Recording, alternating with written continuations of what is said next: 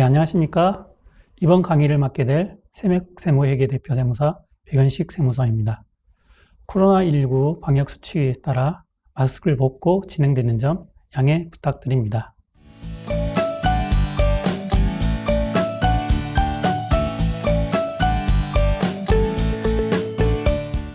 이번 강의는 소상공인 지원받는 법, 폐업도 해야 되는데 세금도 해결해야 된다니라는 주제로 진행하도록 하겠습니다. 자, 우선 목차를 살펴보실 텐데요. 폐업하고 신고하지 않으면 어떻게 되나요? 고액의 세금 추징 부분이 발생하고 각종 행정 규제가 생길 수가 있습니다. 두 번째, 그럼 폐업하면은 어떤 식으로 신고를 해야 되나요? 폐업 신고를 해야 되고 부가세 신고, 인건비 신고, 종합소득세 신고 등 여러 가지 세금 신고를 해야 된다는 거, 이 부분에 대해서 한번 살펴보도록 하겠습니다. 자, 사업을 먼저 시작하다 보면 장밋빛 기대를 가지고 시작하게 되는데요. 그러다가 힘든 시기가 오고 힘든 시기가 오면 폐업도 고려하게 됩니다. 그래서 폐업을 하게 되면 그냥 폐업만 하시고 아무런 조치를 안 하시는 분들이 계신데요. 폐업을 하더라도 꼭 챙겨야 될 것들이 있습니다. 그 중에 하나가 세금 신고인데요. 자, 세금 신고를 하지 않으면 어떤 식으로 불이익이 당하는지 먼저 살펴보도록 하겠습니다. 첫 번째, 폐업하고 신고하지 않으면 어떻게 되나요? 고액의 세금 추징이라고 되어 있는데요.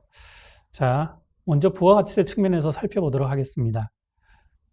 부가가치세, 종합소득세, 가산세가 있는데 모든 세금 신고는 국세청에 등록이 되고 그리고 신고가 된 내용에 대해서 전산으로 관리하고 확인할 수 있습니다. 그런 부분에 대해서 부가세 측면에서는 세금계산서 부분이 그 중에 한 개인데요. 세금계산서에 대해서 한번 말씀드려보면 세금계산서는 사업자끼리 주로 서로 주고받는 그런 증빙과 같은 건데요. 예를 들어서 설명해보면 제가 만약 매입을 해서 상품을 매입한 후 마진을 조금 붙여서 파는 도소매 업종을 영위한다고 생각을 해볼게요. 그런 경우에는 내가 상품을 매입하는 경우 저는 매입 세금계산서를 수취하게 되고 상대방은 매출세금계산서를 발행하게 되고 제가 마진을 붙여 파는 경우에는 매출세금계산서를 발행하고 상대방은 매입세금계산서를 수취를 하게 됩니다. 이런 부분에 대해서 전자세금계산서를 발행하게 되는데 이런 부분은 전부 국세청에 통보가 되고 또 국세청에서는 그 사실을 관리하고 있다는 점 기억하셔야 됩니다. 그래서 부가가치세 신고할 때 만약 과소신고하거나 신고를 하지 않은 경우에는 국세청에서 바로 확인이 가능하다는 거죠. 그래서 꼭 신고를 해야 되는 부분입니다. 그런데 폐업하는 경우에도 부가가치세 신고를 하지 않는 경우 어떻게 되나라고 한번 살펴보면 우선 우리가 매출하는 부분에 대해서는 매출세금계산서를 발행하기 때문에 우리가 부가가치세 신고를 하지 않더라도 상대방은 매입세금계산서를 수취하고 매입세 공제를 받기 때문에 신고를 하게 됩니다. 그 부분이 확인되기 때문에 폐업한 후 신고를 하지 않더라도 굳이 매출 부분에 대해서는 확인이 가능하다는 부분이죠. 그리고 국세청에서 확인할 수 있는 또 한 가지 부분이 있는데 그 부분은 신용카드 매출 금액입니다. 신용카드 매출 금액은 신용카드사와 국세청이 연계가 되어 있기 때문에 그 연계가 되어 있는 부분에 대해서 매출 금액이 통보가 와서 신고를 하지 않더라도 확인이 가능한 부분이죠. 또 이 부분에 대해서 한 가지 또 말씀드리면 현금 영수증 매출 부분도 있습니다. 현금 영수증 매출은 국세청에서 관리하기 때문에 그 매출 금액도 확인이 가능하다는 거죠. 따라서 폐업 후에 부가가치세 신고를 하지 않더라도 매출 금액에 대해서는 상대방이 신고한 부가세 신고, 그다음 신용카드사와 연결된 신용카드 매출 금액, 그리고 현금 영수증 매출 금액을 가지고 매출 금액을 확인할 수 있다는 거죠. 그래서 그 매출 금액을 가지고 국세청에서는 무신고하더라도 결정하고 그 다음에 과세할 수 있다는 점 꼭 염두에 두시기 바랍니다. 그럼 다른 경우를 한번 볼까요? 내가 매입세금계산서는 받았는데 매출이 없는 경우가 발생할 수 있습니다. 이 매출이 없는 경우라고 한다면 국세청에서 파악할 수 없는 매출이라고 할 수 있겠죠. 예를 들어서 내가 상품을 매입한 후 소비자에 판매를 하는데 소비자의 판매 시 현금 영수증을 발행하지 않고 또한 신용카드도 결제하지 않고 하는 경우에는 세금계산서를 사업자에게 발행하지 않는 경우와 마찬가지로 소비자에게는 현금 영수증을 그 다음에 신용카드 금액을 결제하지 않고, 그 다음에 세금계산서도 발행하지 않기 때문에 국세청에서는 파악할 수는 없겠죠. 그렇다고 해서 국세청에서는 과세하지 않는 건 아닙니다. 그런 경우에는 매입세금계산서 부분을 역산해서 업종별로 부가가치율이라는 게 있거든요. 그 부가가치율을 토대로 해서 매입금액 대비해서 역산해서 환산 후 매출 금액을 산정하는데요. 그 금액 가지고 매출 금액을 산정해서 부가가치세 결정, 과세를 할 수 있다는 겁니다. 그래서 부가세 같은 경우에는 굳이 신고를 하지 않더라도 국세청에서 과세를 하고 결정할 수 있다는 점 꼭 기억해 두시기 바랍니다. 그리고 종합소득세 부분에서 보면 종합소득세도 마찬가지입니다. 부가가치세가 결정이 되기 때문에 종합소득세 측면에서는 매출 금액, 수익 금액은 확인이 가능하다는 거죠. 하지만 종속세 부분에서 보면 매출이 있으면 거기에 대응되는 경비가 꼭 있기 마련이죠. 그 경비 부분에 대해서는 국세청에서는 인정을 안 해줄 수 있다는 거죠. 그러면 어떻게 과세를 하느냐? 그 매출 금액에 대비해서 단순 경비율, 기준 경비율이란 경비율 제도가 있는데 그 경비율만큼만 인정을 해주고 나머지 경비는 인정을 안 해줄 수 있다는 거죠. 그래서 그 매출 금액에 대해서 그 경비율을 곱한 금액을 그 경비로 인정해서 그 차감액, 그래서 그 매출 금액에서 경비를 뺀 순이익, 그 금액에 대해서 종합소득세를 과세를 하고 결정한다는 거죠. 그러다 보면 더 많은 경비가 나왔을 것이 분명한데 국세청에서는 보수적으로 그 경비율에 대한 그 경비만 인정을 해주기 때문에 종합소득세가 더 많이 과세될 수밖에 없다는 점 꼭 기억해 두시기 바랍니다. 다음 결손 및 각종 세액공제 등 불인정이라는 부분이 있는데요. 이 부분에 대해서 한번 설명을 드리면 사업을 하다가 사업이 잘 안 되다 보니 이제 폐업을 하다 보니 이제 문을 닫는 경우가 발생하는데 그 경우 대부분 사업이 안 돼서 폐업을 하기 때문에 손실이 발생했을 경우가 많습니다. 근데 그 손실을 인정하기 위해서는 꼭 신고를 해야 되는데요. 아까 말씀드렸던 것처럼 신고를 하지 않으면 국세청에서는 그 경비율에 대한 부분만 인정을 해주기 때문에 손실을 난 부분을 인정을 안 해준다는 거죠.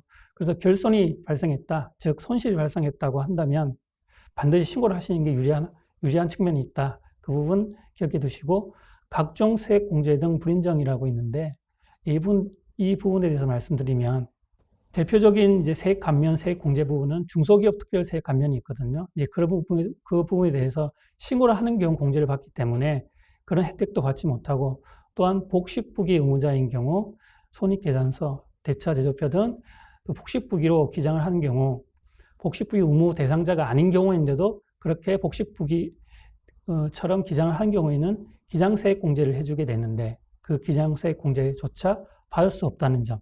그래서 불이익이 아주 많다는 거죠. 신고를 했다고 그러면 인정받을 수 있는 부분이지만 신고하지 않은 경우 인정받지 못한 부분이 많기 때문에 꼭 신고를 하셔야 된다는 점 기억해 두시고 다음 가산세 부분인데요. 무신고 가산세, 납부 불성실 가산세가 대표적인 가산세입니다. 무신고 가산세는 말 그대로 신고하지 않으면 발생하는 가산세인데요.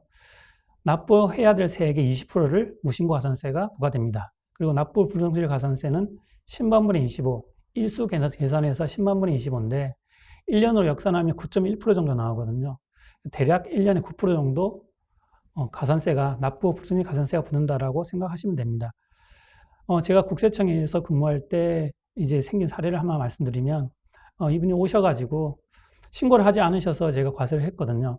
근데 7년 후에 과세를 했습니다. 그 이유는 뭐냐? 그 세법에서는 부가제척기간이라는 게 있는데 신고를 하는 경우에는 5년 동안 과세를 할 수 있고 5년이 지나면 과세를 할 수 없습니다. 그렇지만 무신고 같은 경우에는 7년 동안 부가제척기간이 적용되는데요. 7년까지는 과세를 할 수 있지만 7년이 지난 시점에서는 과세를 할 수 없는 기간이 부가제척기간인데 신고를 하지 않아, 종합소득세 신고를 하지 않아 경비율을 적용해서 과세를 했는데 7년 뒤에 과세를 했거든요. 예를 들어서 원래 정상적으로 신고하고 납부해야 될 세액이 1,000만 원이라고 한다면 7년 뒤에 과세를 했기 때문에 기본적으로 무신고 가산세 200만 원 붙고 그 다음 1년에 9%씩 7년 63%, 1,000만 원에 대한 63%, 630만 원이 가산세가 붙어서 총 1,000만 원이면 끝낼 수 있는 세금을 1,830만 원 과세한 사례가 있습니다. 그래서 그분은 오셔가지고 하소연을 하시더라고요. 신고를 안 해서 과세를 하는 건 좋은데 더 일찍 과세를 해주지 왜 7년 뒤에 과세를 해서 이렇게 세금을 많이 물리느냐라고 말씀하셨는데 세법상으로는 아무런 문제가 없거든요. 부가지적 기간 내에 과세하는 것에 대해서는 아무런 법적으로 문제가 없기 때문에 억울한 측면이 있을 수도 있지만 세법상으로는 문제가 없기 때문에 고소를 낼 수밖에 없었던 상황이 발생했습니다. 그러니 반드시 신고기한 내에 신고하는 거 꼭 잊지 마시기 바랍니다. 자, 다음은 각종 행정규제 부분에 대해서 말씀해 드리겠습니다. 고액의 세금이 추징이 되게 되면 그 세금을 납부할 수 없게 되는 경우가 발생하는데요. 그러다 보면 당연하게 체납이 발생하겠죠.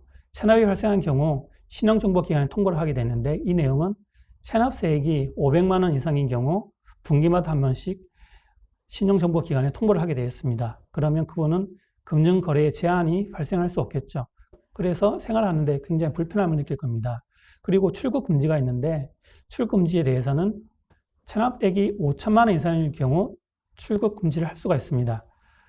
제가 세무서에서 근무할 때 일어난 사례를 하나 더 말씀드리면 5천만 원이 이상의 체납세액이 있어서 출국 금지를 당하신 분이셨는데 머리에 지그시 이제 나이가 많으신 분이셨는데 이분이 저한테 오셔서 하시는 말씀이 미국에서 따님이 결혼을 하는데 출국 금지 당해서 내가 갈 수는 없다. 출국 금지를 풀어달라고 말씀하시더라고요.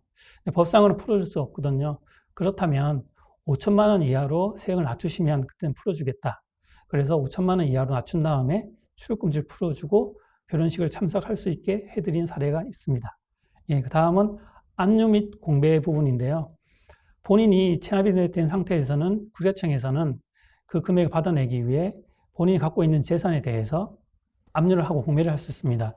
예를 들어서 부동산을 하나 예를 들어서 설명드리면 부동산을 압류를 하고 나서 그 압류된 부동산에 대해서 공매를 처분하는데 아무래도 그 공매된 처분에 대해서는 원래 갖고 있는 시가보다는 낮게 책정이 되겠죠. 그러다 보니 손해를 보고 공매를 할 수밖에 없는 상황이 발생한다는 거죠.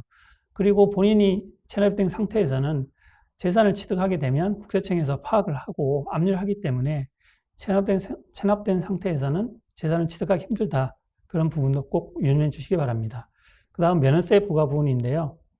사업 개시를 할 때 면허 또는 허가업종 같은 경우에는 그 관계기관의 면허 또는 허가를 득하고 그 사실을 국세청에 통보를 해서 사업자 등록을 내게 되어 있는데요.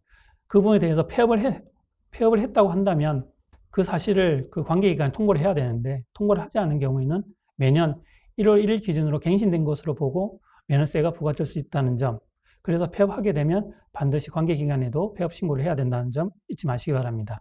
다음 보험료 조정 부분인데요. 보험료 조정 부분에 대해서 말씀드리면 사업이 안 돼서 손실이 나서 폐업을 했는데 그 보험료에 대해서는 그 소득을 지난 연도, 지난 월 기준으로 이렇게 보험료가 부과되게 됩니다. 그러다 보니 폐업한 사실을 알지 못하기 때문에 계속해서 보험료가 조정되어 불이익을 당할 수밖에 없다는 거죠. 그래서 국민연금보험공단이라든지 건강보험공단 쪽에 폐업을 하게 되면 폐업 증명을 꼭 제출하셔가지고 보험료 조정으로 인한 불이익을 당하지 않으시길 당부드립니다. 자, 한 가지 더 말씀을 드리면 폐업을 하고 나면 마음의 여유가 없게 되고 마음의 여유가 없게 되면 세금 신고도 해야 되는데도 불구하고 하지 않는 경우가 많이 발생합니다. 하지만 그 세액이 많다 하더라도 꼭 신고는 하시고 납부하지는 않더라도 꼭 신고는 하시길 꼭 당부를 드립니다. 예, 다음은 폐업하면 신고는 어떻게 하나요? 앞에서는 폐업을 하고 나서 신고를 하지 않은 경우 불이익에 대해서 한번 살펴봤는데요. 이번에는 폐업하고 나면 어떤 식으로 신고해야 되는지 그 부분에 대해서 한번 알아보도록 하겠습니다. 자, 폐업하면 신고는 어떻게 하나요? 그 첫 번째 폐업 신고입니다. 우선 폐업을 하게 되면 폐업 신고를 해야 되는데요. 세무서에 폐업 신고를 해야겠죠? 근데 그 폐업 신고를 까다롭게 생각하실 필요는 없습니다. 국세청에서 운영하는 홈택스라는 게 있는데요. 그 홈택스 홈페이지에 들어가셔가지고 그 폐업 신고서를 작성하신 후 온라인으로 제출하실 수 있습니다. 간단하게 폐업 신고를 할 수 있으니 꼭 폐업 신고를 하시기 바랍니다. 그리고 그 부가세 신고를 하게 되면 확정신고서 첫 장 하단 정도에 보면 폐업 신고라는欄이 있거든요. 그欄에 폐업 연, 월, 일을 기재하시고 폐업 사유를 간단히 기재하신 후 부가세 확정 신고를 하셔도 폐업 신고한 것으로 가름되기 때문에 그 점도 알아두시면 좋을 것 같습니다. 예, 두 번째는 시군구청 폐업 신고인데요. 인허가 업종 같은 경우에는 그 인허가 사실을 포함해서 사업자 등록할 때 국세청에 제출해서 사업자 등록을 받게 되는데요. 마찬가지로 인허가업종에 대해서는 시군구청에 폐업신고를 하시고 꼭 관계기관에 폐업신고를 하셔야지 면허세가 부과되지 않는다는 점, 이것도 꼭 잊지 마시기 바랍니다.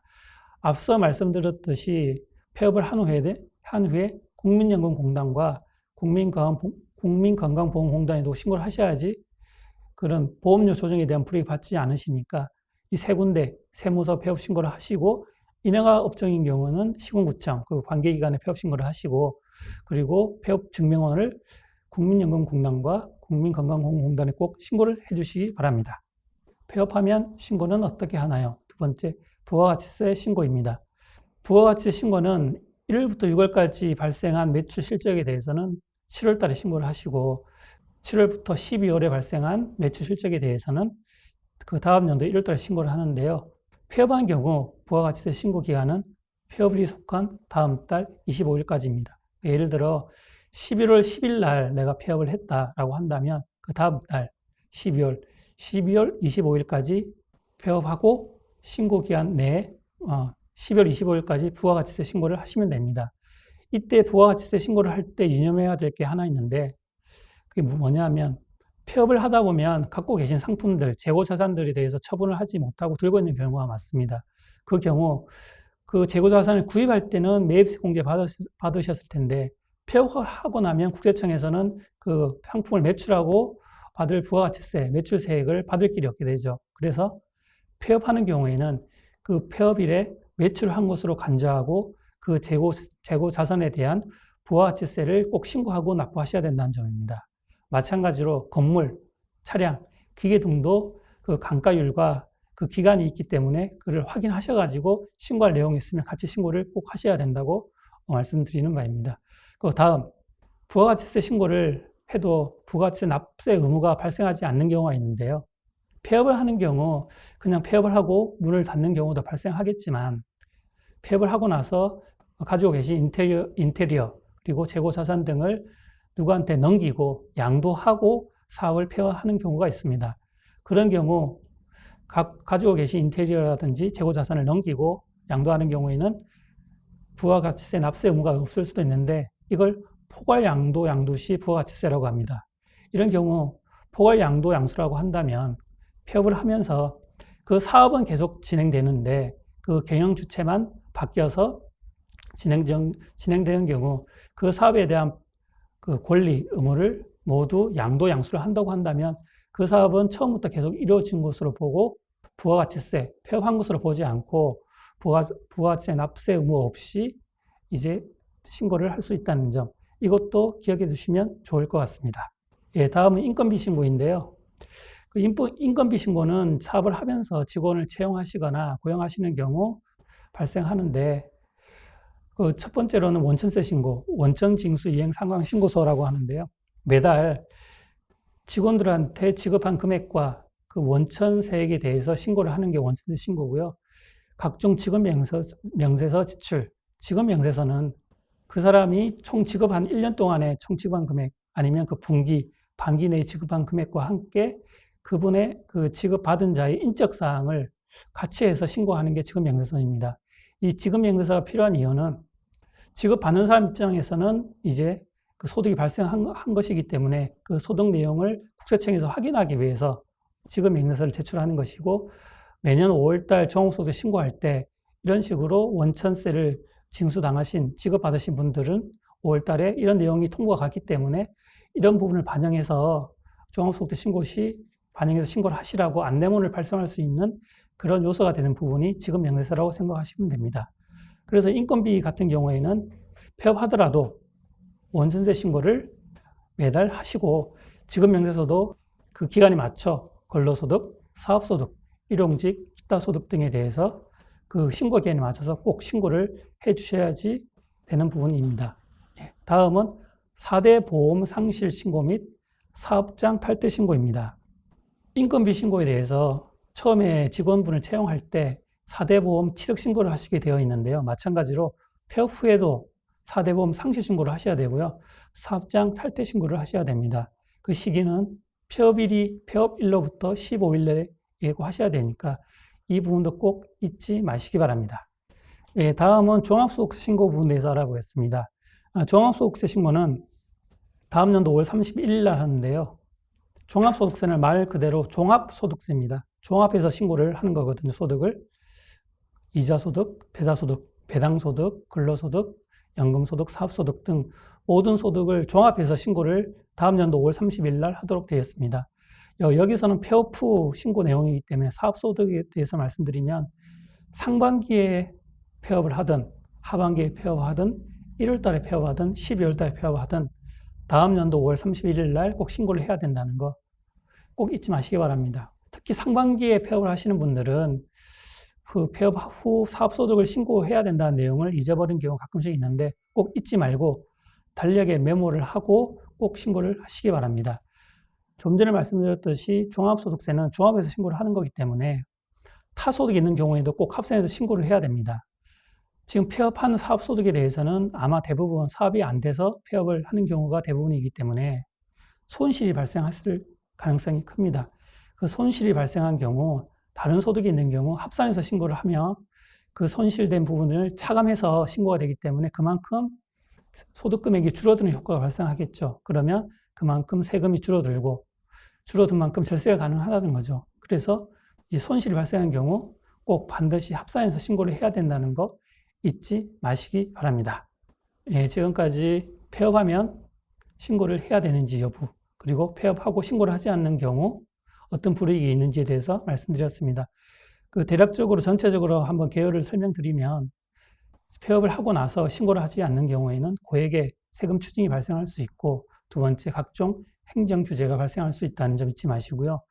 그런 후 폐업하고 나서 신고를 해야 되는 경우가 발생하는데 어떤 식으로 신고를 하느냐. 폐업 신고를 꼭 반드시 해 주시고요. 세무서에 그리고 인허가 업종인 경우에는 그 관계기관에 그리고 그 각종 국민연금공단, 건강보험공단에 꼭 폐업 신고를 하시고 다음 부가가치세 신고, 종합소득세 신고를 꼭 해주시길 당부드립니다. 시청해 주신 여러분들 감사합니다.